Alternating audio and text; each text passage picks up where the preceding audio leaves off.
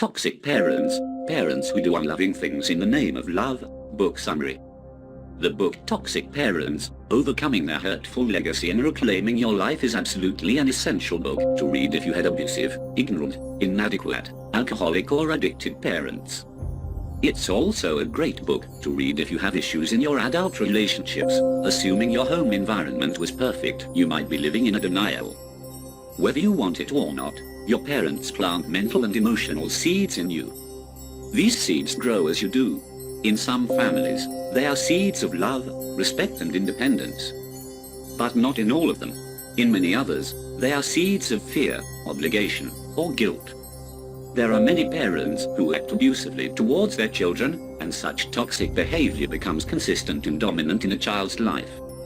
All parents make mistakes in upbringing. That's normal, since there's no perfect parent.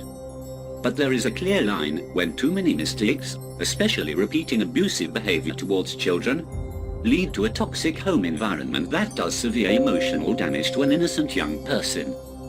Parents who carry a promise of love and care, while at the same time mistreat their child, are called toxic parents. Almost all toxic parents say they love their children, and they usually also mean it. But the love involves much more than just expressed feelings. Real love towards children is also a way of behaving. What toxic parents call love rarely comes up as nourishing, comforting, encouraging, respectful, valued and accepting behavior. Toxic parents usually do extremely unloving things in the name of love. That's how they cause great emotional damage to their children. Lost childhood, depression, anxiety, crippling feelings of guilt and shame, and low self-worth are only some of the frequent effects of toxic upbringing. On top of that, we all tend to repeat familiar patterns of feelings, no matter how painful and self-defeating they may be. In other words, children of toxic parents try to reenact their old, painful experiences in other adulthood relationships. Consequently, a double damage is being done. Children of abusive parents tend to become their own abusers, and soon abusers of others. Every family is a carefully designed system. Every family is a system, a group of interconnected people, where each person is affected in profound and often hidden ways. Every family is a complex network of a whole spectrum of positive and negative feelings, from love, pride, joy to jealousy, guilt and anxiety. It's a constant flow of the full range of human emotions. These emotions are connected to different needs, values, rules and beliefs. But very little of a family system is immediately visible on the surface. You have to go deep to see families' hidden rules and emotional drivers. The deeper you go, the more you discover. Hidden rules and underlying beliefs are the ones that drive attitudes, judgments and perceptions. These hidden rules and beliefs are often expressed in terms of shoulds, outs and supposeds. On the final level of communication, these beliefs can also be expressed as direct rules of what to do and what not to do. In reasonably mature and caring families, the underlying beliefs and rules are formed in a direction where the feelings and needs of all family members are taken into consideration. The rules are reasonable and provide ethical and moral structure to a child's development.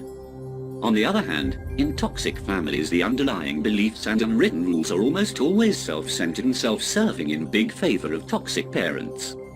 In toxic families, the rules are based on a bizarre and distorted perception of reality, putting children in a place where they can be easily abused. Examples of such toxic beliefs are: children should respect their parents no matter what. There are only two ways to do things, my way and the wrong way. Children should be seen but not heard. It's wrong for children to be mad at their parents. And examples of unspoken toxic family rules can be: don't be more successful than your father. Don't be happier than your mother. Don't lead your own life. Don't ever stop needing me. If children don't obey these rules and toxic beliefs, parents react by inflictive punishment or withdrawing their love. Consequently, children blindly obey abusive family rules simply because they don't want to be punished. And even more, children don't want to be traitors to one's family by not obeying, no matter how awful their position is. A family system without personal freedom is a toxic system. The single most dramatic difference between healthy and toxic families is how much freedom exists among family members, including children. In healthy families exists complete freedom to express yourself as an individual in a respectful manner. Healthy families encourage individuality, autonomy, responsibility, independence, sense of self-worth and adequacy. As a rule, unhealthy families discourage individual expression. Basically, everyone must conform to the thoughts and actions of the dominant toxic parent. Toxic families blur personal boundaries. They promote fusion and welding together of family members, all subordinated to the will of toxic parents. On an unconscious level, it's hard for a family member to know where one ends and another begins. In an ill-advised effort to be close, toxic family members start to suffocate one another's individuality. Children in toxic families usually become prisoners of their parents' moodiness. In toxic families, the system functions in a way where every decision a person makes becomes intricately interwoven with the rest of the family. An individual's feelings, behaviors, and decisions are no longer made on a personal level. A person is not themselves anymore, they're only an extension of the family system. Children in such a toxic system need constant approval from their parents, even for the smallest actions. These children logically become approval junkies in their life, constantly seeking their next fix. As we said, every family is a system with many written and unwritten rules. Every system needs balance, and toxic families are built on a very fragile system, where chaos is a way of life and everybody is dependent on the chaos. To keep the toxic system together, toxic parents often fight the loss of equilibrium by increasing chaos. The more toxic the family, the less it takes to kick it off balance. That's why toxic parents usually react to even minor deviations as if their lives are at stake. It's very easy to live in denial that your parents weren't toxic. Many people have trouble seeing that the quality of the relationship with their caretakers, most often parents, has a major impact on their quality of life. Because children have little frame of reference outside the family, all the things they learn about themselves and others become universal truths engraved deeply in their minds. Research, among others also research on the attachment theory, has shown that the relationship with your parents actually has one of the greatest impacts on the quality of your life. Nevertheless, it's very hard to identify toxic families or admit that you were raised in one. There are several reasons for that. First, toxic families usually present a very normal facade to the world. To the outside they look normal, only inside are they rotten. Then children need to see their parents as perfect, and that can continue in adulthood. Last but not least, toxic parents have their own narcissistic tendencies of seeing themselves as much better parents than they actually were. Toxic parents make rules, judgments, and inflict pain. That's a hard truth to embrace. That's also why children of toxic parents usually live in denial, and toxic parents even have a denial system of their own, seeing themselves in a much better light than they actually are. Family loyalty is a very powerful force in children's lives, no matter how corrupt and toxic the family might be. It's much easier for a defenseless, dependent child to feel guilty for having done something bad, guilt, or even be bad, shame, and to deserve a parent's rage, than to accept the fact that their parent, the protector, can't be trusted. There are many different malicious ways in which parents can be toxic. The most common toxic behavioral patterns done to children are calling them names and insulting them, constantly criticizing, using physical pain to discipline, getting drunk or using drugs in front of the kids, depressed and emotionally unavailable parents, a child taking care of the parent, anything that needs to be kept secret, being frightened of caretakers, being afraid to express anger towards parents. Usually, toxic parents mistreat their children even when they become adults, and that can be seen in treating an adult as if he is still a child. All major decisions have to be approved by parents, or there's unconscious pressure, intense emotional reaction to spending time with parents, being afraid to disagree with parents, money manipulations, feeling responsible for how parents feel. No matter what you do, it is never good enough for parents. Deep down you hope that your parents will change for the better someday. A toxic relationship with a parent also greatly influences all other relationships in an adult's life, even the one with yourself. Unfortunately, in a negative way. The most common examples are constantly entering abusive relationships, possessing the toxic attachment style, avoidant or anxious, believing that the people close to you will hurt or abandon you. You expect the worst from people and life in general. You don't know very well who you are, what you feel and what you are. You are afraid people wouldn't like you if they knew the real you. You feel like a fraud. You get angry or sad for no apparent reason, emotional flashbacks.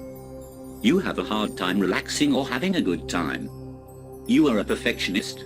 In a way, you find yourself behaving like your parents, even if you don't want to. The toxic behavior of parents as a rule leads to feelings of low self-esteem, which further leads to damaging intimate relationships, loss of confidence, feelings of inadequacy, paralyzing fear, unfocused rage, depression, anxiety, rage, procrastination, self-sabotage and many other destructive behaviors.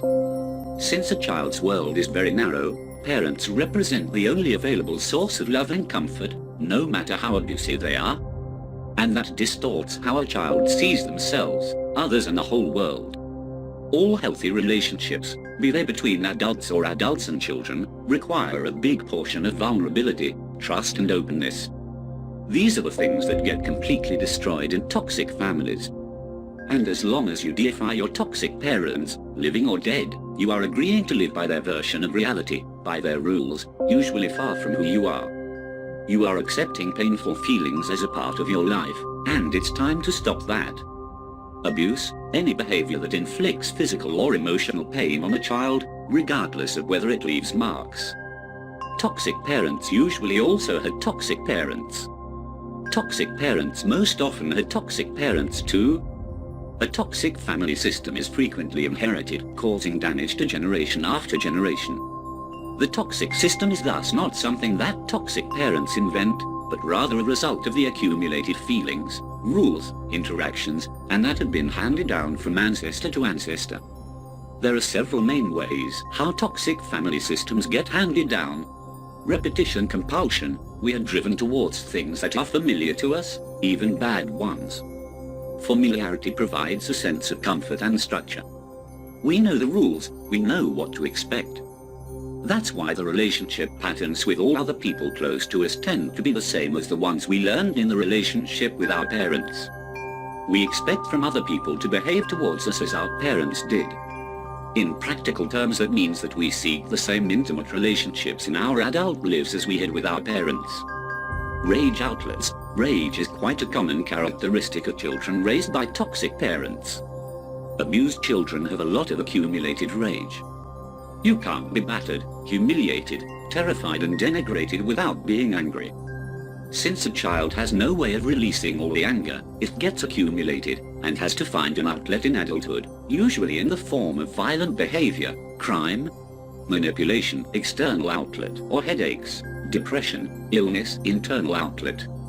The abused become the abuser. Sometimes the child assumes that if they possess the same qualities as the abusive parent, they could protect themselves. Victimized children thus fantasize how they could protect themselves by acting the same way as the abuser. In the end, they develop the same damaging traits as the toxic parents. Knowing that is definitely not an excuse for your toxic parents, but it is a good thing to know, especially to understand the bigger picture. But even more to not continue toxic behavior with your own children and other important relationships in your life. The most common types of toxic parents. There are many forms of toxic families, but there are also very frequent and standard types that run more or less on the same negative behavior patterns. We can put toxic parents in the following standard categories. The godlike parents, where the child's independence is suffocated. The inadequate parents, where the child becomes almost invisible. The controllers, where the child is only an extension of the family. The verbal abusers, who directly or indirectly humiliate a child over and over again. Competitive parents. Perfectionists. The physical abusers, where there is no place to hide, no escape from physical punishment. The active abuser. The passive abuser. The alcoholics, where all the behaviors above are present. The sexual abusers, which represents the ultimate betrayal. Now let's dive a little bit deeper into these 7 types of abusive parents. 1. Godlike parents, the suffocation of a child's emerging independence. A child has no way to survive on their own. Children are completely dependent on their parents.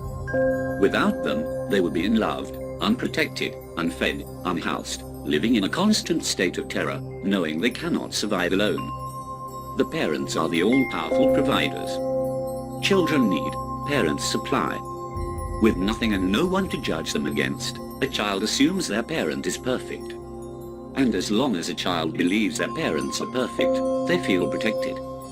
That's a psychological fact. An unpredictable parent is a fearsome god in the eyes of a child. Some parents assume they can fully control their children, simply because they gave them life. When a child is completely dependent on their parents, how their needs are being met plays a very important role in personality development. What also greatly stirs the upbringing in the right or wrong direction is how caretakers accept it when a child is around 2 years old and starts to assert his or her independence. For the most part, normal parents attempt to tolerate independence or even encourage it. From potty training to the first no and rebellious teenage years, normal parents understand that a child is not their extension, but is developing as an autonomous human being. Toxic parents are not so understanding. Far from it. Toxic parents tend to see any rebellion, individual differences or any kind of will assertion as a personal attack on them. Instead of promoting healthy development of a child, they unconsciously undermine it, usually by reinforcing the child's dependence and helplessness, often disguised in the belief that they are acting in the child's best interests. With that approach, toxic parents become godlike parents, unpredictable parents to be feared and obeyed no matter the cost. Such an environment encourages the development of the belief that the child is bad and the parents are good, combined with the belief that the child is weak and the parents are strong. And these toxic beliefs can long outlive the child's physical dependence on parents. My father only screamed at me because he wanted to teach me a lesson, but he didn't mean to hurt me, is an example of denial because the truth about the toxic parents might be too painful. 2. Inadequate parents. Parents who focus their energies on their own survival. All children have basic inalienable rights and needs. Besides the basic needs to be fed, clothed, sheltered and protected, there are several other needs and rights that must be met for a child to develop into a healthy adult individual. Examples of these needs are emotional nurturing and respect for feelings, having the right not to feel the same as parents, being treated in a way that helps the child develop a sense of self-worth, being guided by appropriate limits on a child's behavior, having the right to make mistakes and be disciplined without physical or emotional abuse. Children have the right to be children, to spend their early years being playful, spontaneous, and irresponsible. Inadequate parents especially have problems meeting the last need. While loving parents to nourish a child's maturity by giving them certain responsibilities and household duties, inadequate parents enforce responsibilities at the expense of a child's childhood. Most often because they are not capable of taking good care of themselves, because of depression, neediness, irresponsibility, lack of social support, and so on. That leads to deep emotional scars.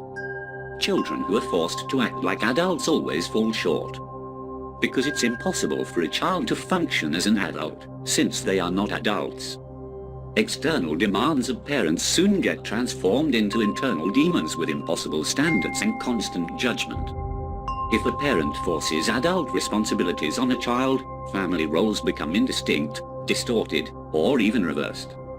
The child suddenly doesn't have anyone to emulate, learn from, look up to and model. Children who are forced to grow up too fast are robbed of their childhood. While other kids are playing outside, carefree, children of inadequate parents have to act like adults, taking part of adult responsibilities onto their shoulders.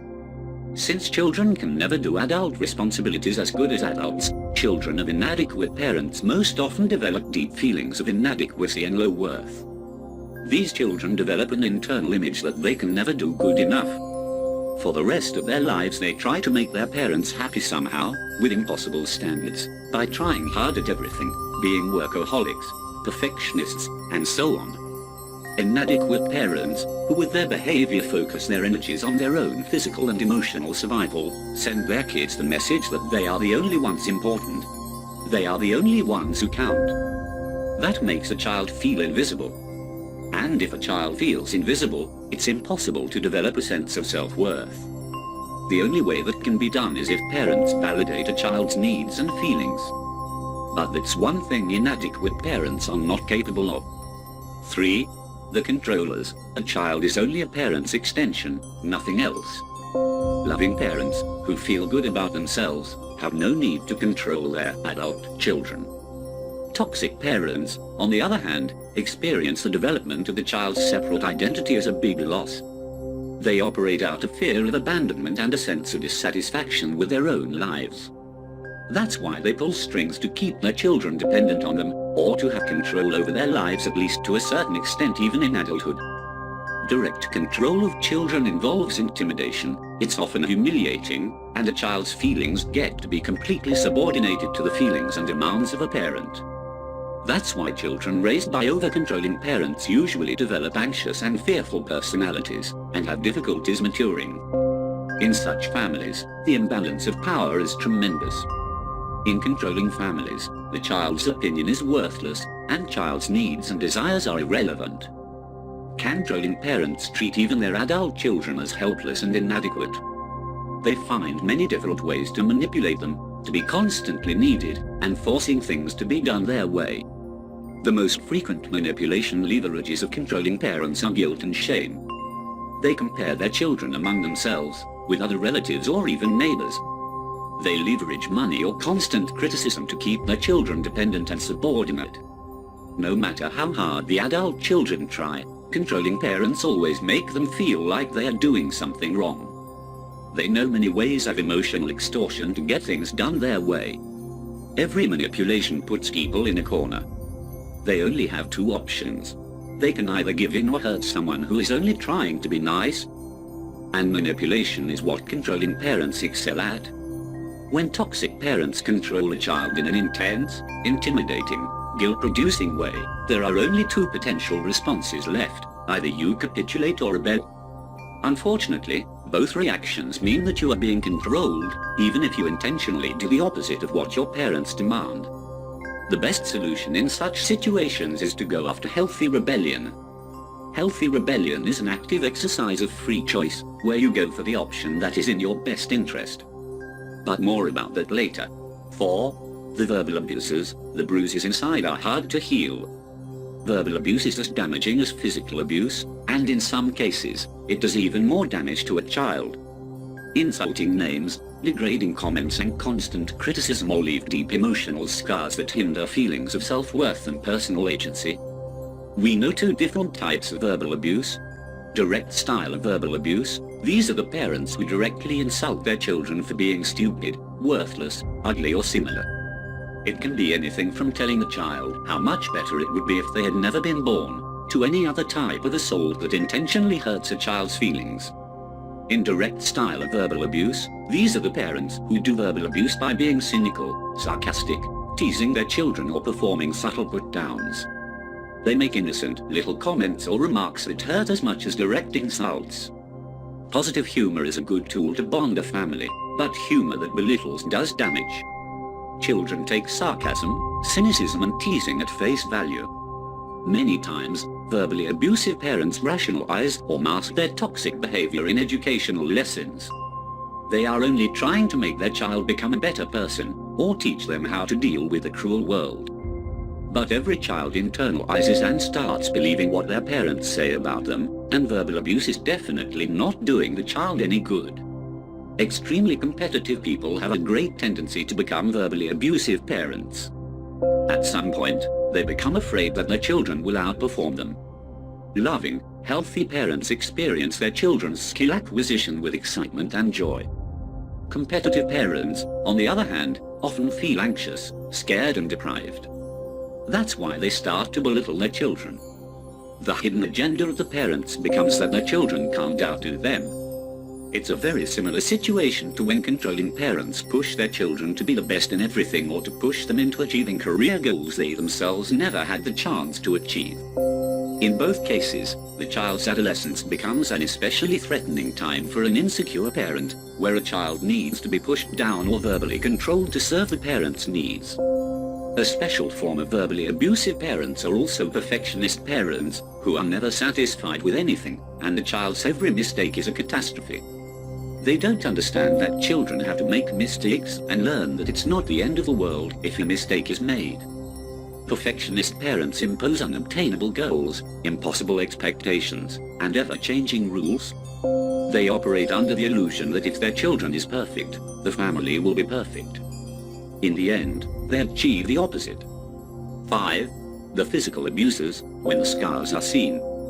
Physical abuse, same as verbal, most often happens because of the parents' exhaustion, high stress levels, anxiety and their own unhappiness in combination with an appalling lack of impulse control. These parents usually come from families where physical abuse was the norm, and they were also greatly abused in one way or another. They expect their children to meet their needs, to be served, not to be disturbed, etc. And when that doesn't happen, because it simply can't, they lash out. Their anger is directed more towards their parents and how their parents mistreated them, than towards their children. But that's a poor excuse for being a physical abusive parent, since all the research shows that any physical punishment has only negative long-term effects on a child. Beating creates strong feelings of rage, revenge fantasies, and self-hatred. 5.1. The passive abuser. In toxic families, one of the parents is usually an active abuser, and the second one is the passive one. The passive parent might not beat or abuse the child in any other form, but since they do nothing to protect the child from the active abuser, they become a partner in the abuse. Instead of taking steps to defend the child, passive parents become a frightened child themselves, afraid of the active abuser, acting helpless and passive. But the final result is that passive abusers are effectively abandoning their child. Passive abusers can and should stop the active abusers. There's simply no excuse for a parent to stand by and allow their children to be brutalized. Children are the easiest targets. They can't fight back, and they can easily be intimidated into silence. Two extremely problematic forms of abuse are done by alcoholic parents and sexual abusers. The book offers a lot of good advice and direction for what to do in such cases. And since these cases can't be solved by reading a summary, I only summarize the major highlights from the book about these two kinds of abuse. 6. The alcoholic parents. Alcoholic parents do everything mentioned above. Children of alcoholic parents develop a high tolerance for accepting the unacceptable. The drinking problem leads to the development of a special secret, toxic bond between parent and child. Drinking also leads to a destruction of vulnerability, trust and openness in the family. Jealousy, possessiveness, and suspicion usually drive alcoholic parents. Children learn early on that relationships lead to betrayal and love leads to pain. A child becomes a scapegoat for all that is wrong with the parent. 7. The sexual abusers. Incest is definitely the cruelest, most baffling of human experiences, and the hardest form of any abuse. Incest is any kind of physical contact with a child's mouth, breasts, genitals, anus, or any other body part, done with the purpose of sexually arousing the aggressor. It's usually also any kind of behavior that needs to be kept as secret between a parent and the child. These are many misconceptions out there around incest, namely, it's a rare occurrence. It happens only in poor and uneducated families. It's a normal reaction to sexual deprivation. Young girls provoke being molested. Sexual abusers are usually strangers. Incest stories are many times not true and many others. Parents, no matter how toxic and corrupt they are, have a monopoly in families' power and credibility, which is why incest can easily be covered up. Incest rarely happens in open, loving and communicative families. Instead, incest occurs in families where there is a lot of emotional isolation, neediness, stress, isolation, secrecy and lack of mutual respect. The only way for victims to survive such traumas is to mount a psychological cover-up, pushing these memories deep into the unconscious mind that may not surface for many years, or not even ever. The damage of incest is huge. It leads to a child feeling dirty, damaged and different. Sexually abused humans are usually robbed of healthy relationships and sexuality. Many of them become overweight as adults, to keep the opposite gender away and because the body mass creates a false illusion of strength and power. If you experienced any such damaging occurrences, absolutely read the book. When toxic parents feel bad, they often look for others to blame, and those others are usually their children. Reclaiming your life from toxic parents. Now that you know the main types of toxic parents, let me summarize the recommendations of a book on how to overcome their hurtful legacy and reclaim your life. The main problem to begin with is that children of toxic parents usually have such a strong need for parental approval that they don't even live the life they really desire. Many people physically do leave their parents' nest, but they never leave their home emotionally. This can be seen either in them always putting parents' needs and desires first, even if they don't live with them, or in rebellion at all costs, or even in becoming totally alienated from parents. As long as you somehow react strongly to the interaction with your parents, you act as their emotional extension, or they are controlling you in some way. The good news in this regard is that you can change yourself without changing your parents. Your well-being doesn't have to be dependent on your parents. You can overcome childhood traumas, even if your parents stay exactly the same.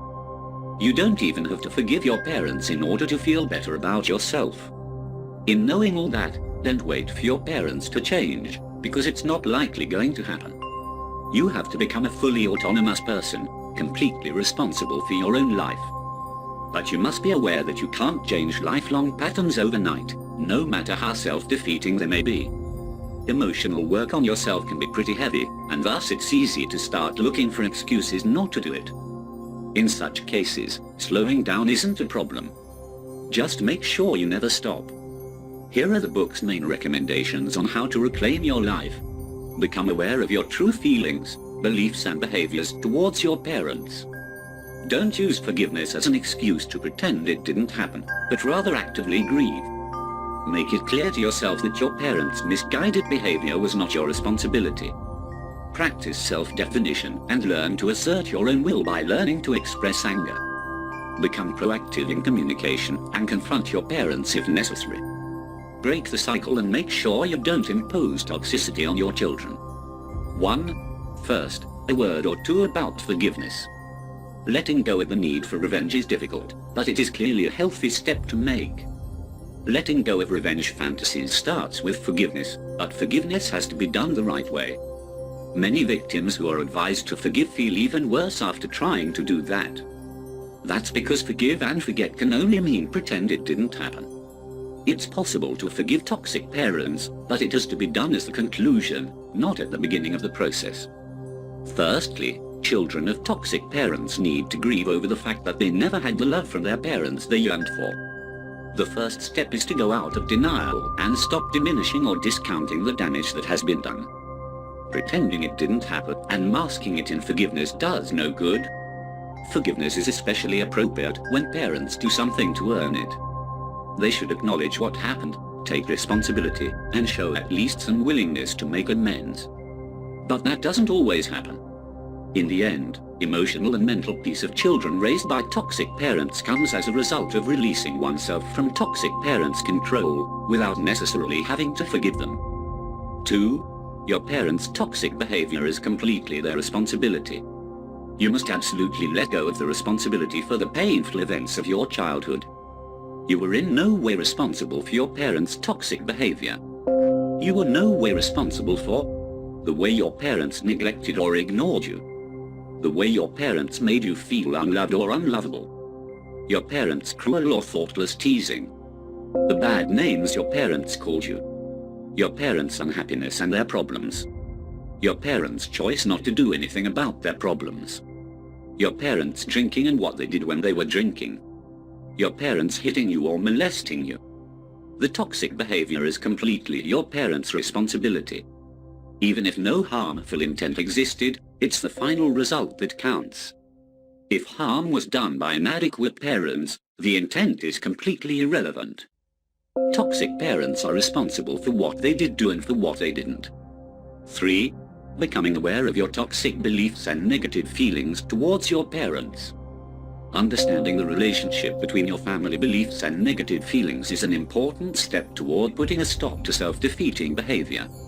We all have a strong emotional reaction to our parents, but if these feelings are too strong or too negative, we tend to bury them in order to protect ourselves. In toxic families, expressing feelings is usually not allowed. and so becoming aware of feelings towards parents is a demanding task. That's why it's very important that you take it easy and allow blocked feelings to slowly surface.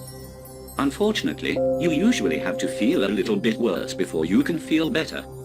Stifled emotions can especially be seen in high levels of stress, anxiety, muscle tension, fatigue, headaches, and so on. We often say with our bodies what we can't or won't say with our words.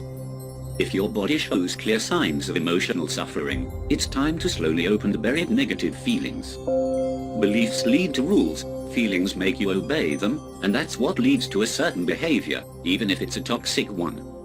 Identify your feelings towards your parents and write them down. Examples of such feelings can be, there's a whole checklist in the book. I feel guilty when I don't do enough for them. I feel guilty when I don't do everything they ask me to do. I feel guilty when I say no to them. I feel scared when my parents yell at me. I feel scared when they're angry at me. I feel scared when I'm angry at them. I feel sad when my parents are unhappy. I feel sad when I can't make their lives better for them. I feel sad when my parents don't like my husband, wife, lover, friends. I feel angry when my parents criticize me. I feel angry when my parents try to control me. I feel angry when they tell me how to live my life. All these kinds of negative feelings, if suppressed instead of expressed in a healthy way, lead to a certain toxic behavior. These toxic behaviors towards parents are usually complaint or aggressive types of behaviors. Examples of such toxic behaviors towards parents are, again, there's a whole checklist in the book. I often give in to my parents no matter how I feel. I often don't tell them what I really think. I often don't tell them how I really feel. I often act as if everything is fine between us even when it isn't. I am constantly arguing with my parents to show them that I'm right. I constantly do things that I know they don't like to show them that I'm my own person. I often scream, yell, or curse at my parents to show them they can't control me. Now write down all the complaint or aggressive behaviors that you run in interaction with your parents. The next step is to connect feelings, behaviors and underlying beliefs. The best way to find the connection between feelings and beliefs is to use the word because. It's a piggyback technique that gives a lot more sense to the emotional reaction to our parents. You can also help yourself with asking why a few times. For example, you can say I feel guilty when I do something that upsets my parents, because it's my job to make my parents happy. 4. Facing anger and learning to express it. In toxic families, emotional expression is not allowed, especially expressing anger. Anger is something only parents have the privilege of displaying in such toxic families. Consequently, children of toxic parents start to see anger as something bad, ugly, frightening, destroying. But the stifled anger in them only accumulates and escalates in several possible directions. You might bury anger and become sick and depressed. You might divert anger into suffering and martyrdom. You might deaden it with addictions such as alcohol, drugs, food or sex. You might blow up at every opportunity, letting anger turn you into a tense, frustrated, suspicious and belligerent person. Anger always means that something needs to be changed, because it's a normal human reaction to mistreatment. It's mandatory for children of toxic parents to learn how to deal with anger in a healthy way. Until you get anger out in the open in a secure and safe way, you simply can't deal with it. Healthy dealing with anger includes the following. Giving yourself permission to be angry, without making any judgments. Externalize your anger by pounding pillows, yelling at photographs, or having imaginary dialogues. Increase your physical activity. Use anger as an energy source for self-definition. It can help you define your limits and boundaries. Express your anger in a healthy way or talk about your anger with safe people. 5. Let yourself grieve. Grief is a very normal and necessary reaction to loss. There's no healing without grieving. The first step is to identify your losses with the goal of experiencing your grief. It's your job to work through these feelings to release their hold over you. Children of toxic parents usually have to grieve over the following losses. Loss of good feelings about yourself. Loss of feelings of safety. Loss of trust. Loss of joy and spontaneity. loss of nurturing, respectful parents, loss of childhood, loss of innocence, loss of love. If you don't consciously go through the emotional process of grief, you experience these losses almost on a daily basis, most often ignoring and repressing them. Then they take a lot of emotional energy, and take a terrible toll on your feelings of self-worth. Nevertheless, people usually avoid the grieving process, especially men, because it entails shock, rage, disbelief and sadness. All these feelings may get overwhelming, and at times the sadness seems never-ending. You might even feel ashamed of grieving. But grief is an active, not passive action. Grief lets you get unstuck, to heal, and to do something real about the problems of lost childhood. Grief does come to an end, and it enables you to integrate and accept the reality of your losses. Be as nice to yourself as you would be to a friend who was having a difficult time. Reach out to get all the support you can get from people who care about you. 6. Asserting emotional independence.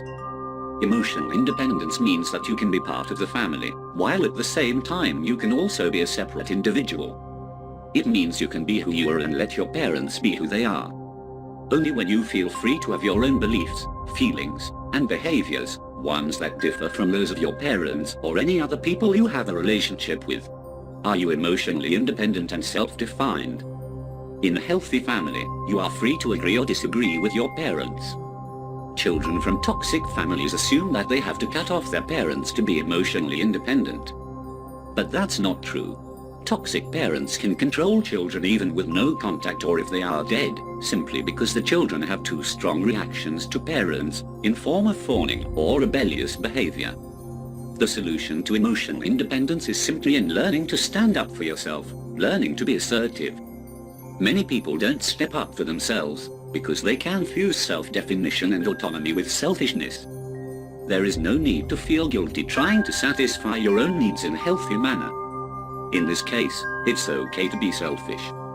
If you want to break unhealthy relationship patterns with your parents, the first step is to focus on what you want as opposed to what your parents want from you or demand from you. It doesn't make sense to be a good person to everybody but you. Make decisions based on what you want and what you need, rather than exclusively on what your parents want or need. Practice the following assertion: as an adult in your relationship to your parents, you're responsible for becoming a separate individual from your parents, looking honestly at your relationship with your parents, facing the truth about your childhood, having the courage to acknowledge the connections between childhood events and adult life, gaining the courage to express your real feelings to them, confronting and diminishing the power and control that they have over your life, changing your own behavior when it is cruel, hurtful, critical, or manipulative, finding the appropriate resources to help you heal your inner child, reclaiming your adult power and confidence. 7. From reacting to responding in interaction with your parents. When you only react, you act without thinking, listening, and exploring all the options you have. We all usually act the most reactively when we feel emotionally threatened or assaulted. Reactive behavior is thus the most intense with our parents. Nevertheless, reactive behavior usually does even more damage in relationships. When you act reactively, your emotional reactions are often out of proportion to the events that evoked them. You perceive even a small suggestion as a personal attack, a minor constructive criticism as a personal failure. You feel good only if the other person completely accepts your view, if you get the complete approval you want so deeply. Without such complete approval, you have a hard time maintaining even minimal emotional stability. The opposite of being reactive is being proactive or responsive. When you're responsive, you are thinking as well as feeling. You don't let your feelings drive you to act impulsively. On top of that, responsiveness allows you to maintain your sense of self-worth, no matter what the other person says about you. Responsiveness puts you back into control of your life to a great extent. There are two ways how to communicate responsive. Practice non-defensive responses. Practice power statements. As long as you seek your parents' approval, you'll act reactively. As long as you try to make them see your point of view, you'll react in an emotionally destructive way. Only if you stay calm and refuse to be stampeded will you retain power. Only a non-defensive response can keep the conflict from escalating and shows your real inner strength. Thus, your job is to practice a non-defensive response with your parents. Examples of non-defensive responses. Oh, I see. That's interesting. You're certainly entitled to your opinion. I'm sorry you don't approve. Let me think about that. Why don't we talk about this when you're not so upset? I'm sorry you're hurt, upset, disappointed. The moment you argue, apologize, explain, or try to get other people to change their minds, you hand the power to them. They can be your parents or anybody else. Even if you ask someone to forgive or to understand, you give them the power to withhold what you're asking for. But with a non-defensive response, you are asking for nothing, and when you do that, you simply can't be rejected. The other way to responding instead of reacting is to communicate with position statements. Position statements clearly express what you think and believe, what's important to you, what you're willing to do and what not, and what's negotiable and what's non-negotiable. 8. The confrontation. In the book, there is a really long chapter on confronting your parents. You can find scripts, scenarios and many different recommendations to follow to make confrontation successful. So, if you plan to confront your toxic parents, absolutely read the book first. The purpose of a confrontation with parents is not to retaliate, punish them, put them down, dump anger on them or get positive feedback. The purpose of a confrontation is to face them, overcome the fear of facing them. Tell them the truth. Determine what kind of a relationship you want to have with them from now on. You should do the confrontation for yourself, not for them, and see confrontation as successful, simply by having the courage to do it. The vitally important reason for confronting your parents is that what you don't hand back, you pass on. If you don't deal with your fear, guilt and anger at your parents, you're simply going to take it out on your partner or even your children. You can constructively confront your parents by writing a letter or talking to them face to face. Either way, the main idea is to communicate 4 important things to them. What they did to you, how you felt about it at the time, how it affected your life, what you want to do from now on. The most frequent reaction of toxic parents is a counterattack. The most frequent responses are something like, "It never happened, it was your fault, I said I was sorry, we did the best we could, look what we did for you, how can you do this to me," and so on. The confrontation usually leads to 3 potential positions. Parents slowly admit their mistakes and the damage they have done and try to repair it.